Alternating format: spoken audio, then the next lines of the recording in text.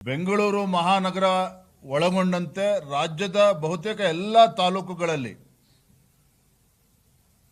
ರಸ್ತೆಗಳು ಸಂಪೂರ್ಣವಾಗಿ ಹದಗೆಟ್ಟಿರುವಂಥದ್ದು. ಪದೇ ಪದೇ ರಾಜ್ಯ ಸರ್ಕಾರ ಚರ್ಚೆ ಮಾಡ್ತಾ ಇದೆ. ಬೆಂಗಳೂರು ಮಹಾನಗರದಲ್ಲಂತೂ ಎಷ್ಟು ಗುಂಡಿಗಳಿದೆ ಅಂತ ಎಣಿಸ್ತಾನೆ ಇದ್ದಾರೆ ಕಳೆದ 2.5 ವರ್ಷದಿಂದ. ಆದ್ರೆ ಇವತ್ತಿಗೂ ಕೂಡ ಬೆಂಗಳೂರು ಮಹಾನಗರದಲ್ಲಿ ಆ ಗುಂಡಿಗಳಿಗೆ ಮುಕ್ತಿ ನೀಡುವಂತ ಕೆಲಸ ರಾಜ್ಯ ಸರ್ಕಾರದಿಂದ ಕೊಡೋದಕ್ಕೆ ಸಾಧ್ಯ ಆಗ್ತಾ ಇಲ್ಲ. ರಾಜ್ಯದಲ್ಲೂ ಕೂಡ ಜನರು ಇವತ್ತು ಆಕ್ರೋಶವನ್ನು ವ್ಯಕ್ತಪಡಿಸ್ತಾ ಇದ್ದಾರೆ. ರಾಜ್ಯದ ಪರಿಸ್ಥಿತಿನೂ ಕೂಡ ವಿಭಿನ್ನವಾಗಿಲ್ಲ. ರಸ್ತೆಗಳು ಸಂಪೂರ್ಣವಾಗಿ ಹಾಳಾಗಿರುವಂಥದ್ದು.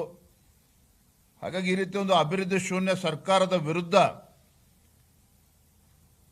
ಮುಂದಿನ ಸೆಪ್ಟೆಂಬರ್ 24ರಂದು ಈ ರಾಜ್ಯ ಸರ್ಕಾರದ ವಿರುದ್ಧ 1 ಗಂಟೆ ಕಾಲ ರಸ್ತೆ ತಡೆಯನ್ನ ಮಾಡಬೇಕು. ಭ್ರಷ್ಟಾಚಾರದಲ್ಲಿ ನಿರತ, ಅಭಿವೃದ್ಧಿ ಮರೆತ, ರಸ್ತೆ ಗುಂಡಿ ಮುಚ್ಚದ ಕಾಂಗ್ರೆಸ್ ಸರ್ಕಾರದ ವಿರುದ್ಧ ಸೆಪ್ಟೆಂಬರ್ 24ರಂದು ರಸ್ತೆ ತಡೆಯನ್ನ ನಾವೀಗಾಗಲೇ ತೀರ್ಮಾನ ಮಾಡಿದ್ದೇವೆ. ರಾಜ್ಯದ ಎಲ್ಲ ವಿಧಾನಸಭಾ ಕ್ಷೇತ್ರದಲ್ಲೂ ಸಹ ಈ ಹೋರಾಟವನ್ನು ನಾವು ಗಂಭೀರವಾಗಿ ತೆಗೆದುಕೊಳ್ಬೇಕು ಅಂತೇಳಿ ಈಗಾಗಲೇ ನಾವು ತೀರ್ಮಾನವನ್ನು ಮಾಡಿದ್ದೇವೆ. ಮುಂದಿನ ದಿನಗಳಲ್ಲೂ ಕೂಡ ಈ ಸರ್ಕಾರದ ವಿರುದ್ಧ ಏನು ಈ ರಾಜ್ಯ ಕಾಂಗ್ರೆಸ್ ಸರ್ಕಾರ ಜನ ವಿರೋಧಿ, ಬಡವರ ವಿರೋಧಿ, ರೈತ ವಿರೋಧಿ ಮತ್ತು ಅಭಿವೃದ್ಧಿ ಶೂನ್ಯ ಕಾಂಗ್ರೆಸ್ ಸರ್ಕಾರದ ವಿರುದ್ಧ ನಾವು ನಿರಂತರವಾಗಿ ಹೋರಾಟಗಳನ್ನು ಮಾಡಬೇಕು ಅನ್ನೋ ಒಂದು ತೀರ್ಮಾನವನ್ನು ನಾವು ತೆಗೆದುಕೊಂಡಿದ್ದೇವೆ. ನಿನ್ನೆ ಮತ್ತು ಇವತ್ತು ನಡೆದ 2 ದಿನ ರಾಜಕೀಯ ಚಿಂತನ ಶಿಬಿರ 2 ಮಹತ್ತರವಾಗಿರ್ತಕ್ಕಂಥ ನಿರ್ಣಯಗಳನ್ನು ನಾವು ಅಂಗೀಕಾರ ಮಾಡಿದ್ದೇವೆ. ಮೊದಲ ನಿರ್ಣಯ ಅಂತ ಹೇಳಿದ್ರೆ, ದೇಶದ ಹೆಮ್ಮೆಯ ಪ್ರಧಾನಮಂತ್ರಿ ನರೇಂದ್ರ ಮೋದಿಜಿಯವರ ನೇತೃತ್ವದಲ್ಲಿ NDA ಸರ್ಕಾರ ಒಂದು ಮಹತ್ತರ ಒಂದು ಐತಿಹಾಸಿಕ ನಿರ್ಧಾರವನ್ನು ಘೋಷಣೆ ಮಾಡಿದರು.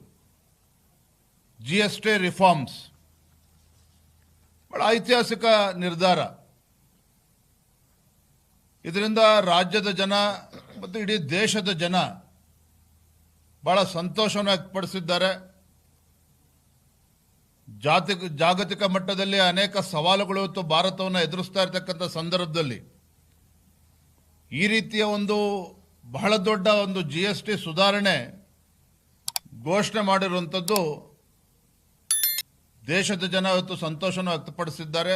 ಈ ನಿಟ್ಟಿನಲ್ಲಿ ನಮ್ಮ ಈ ರಾಜಕೀಯ ಚಿಂತನಾ ಶಿಬಿರದಲ್ಲಿ ಈ ಒಂದು ಐತಿಹಾಸಿಕ ನಿರ್ಣಯವನ್ನು ತೆಗೆದುಕೊಂಡಿರ್ತಕ್ಕಂಥ ದೇಶದ ಹೆಮ್ಮೆಯ ಪ್ರಧಾನಮಂತ್ರಿ ನರೇಂದ್ರ ಮೋದಿಜಿ ಅವರಿಗೆ ಹಾಗೂ ಹಣಕಾಸಿನ ಸಚಿವೆ ನಮ್ಮ ರಾಜ್ಯದವರೇ ಆಗಿರುವಂತಹ ನಿರ್ಮಲಾ ಸೀತಾರಾಮನ್ ಅವರಿಗೆ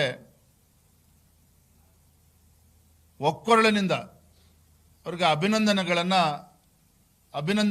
ಸಲ್ಲಿಸುವಂಥ ಒಂದು ನಿರ್ಣಯವನ್ನು ನಾವು ಮಾಡಿದ್ದೇವೆ.